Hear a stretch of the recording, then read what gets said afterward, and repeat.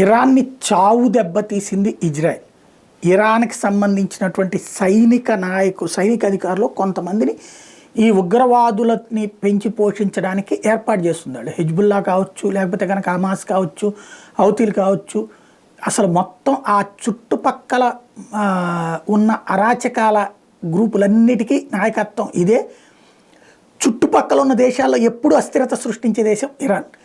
Syria, పాలస్తీనా, లెబనాను, యెమెను, వీటన్నిటిలో అరాచకాలు సృష్టించి అక్కడ మతరాజ్యాలు స్థాపించాలనుకునేటువంటి గ్రూపుల్ని ప్రోత్సహిస్తూ పక్కన ఉన్నటువంటి ఇజ్రాయెల్ని రచ్చ చేస్తూ అరాచకం చేస్తూనే ఉంటుంది ఇరాన్. దాన్నంతా నడిపించేది వాళ్ళ సైన్యంలో ఉన్న మతమూర్ఖులు.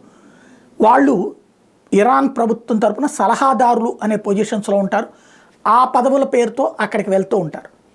అలా వెళ్ళి సిరియాలో ఉన్నటువంటి దాదాపుగా 8 నుంచి 9 మంది సలహాదారులు. ఓ రకంగా చెప్పాలంటే ఒకప్పుడు సాలమ్ని అని వాళ్ళ చీఫ్ని లేపేసింది అప్పట్లో అమెరికా. ఇప్పుడు ఆ తర్వాత ఒక 7-8 మందికి పనప్పచెప్పింది. వాళ్ళందరూ అక్కడ ఉండగా ఒక్కసారిగా వచ్చిన మిస్సైల్ దాడిలో పెను విధ్వంసం జరిగింది. ఆ సలహాదారులందరూ చచ్చారు. అయితే సాధారణ ప్రజల మీద దాడంటూ కవర్ చేసుకొచ్చే ప్రయత్నం సిరియా చేస్తోంది. చచ్చింది మాత్రం సలహాదారులు.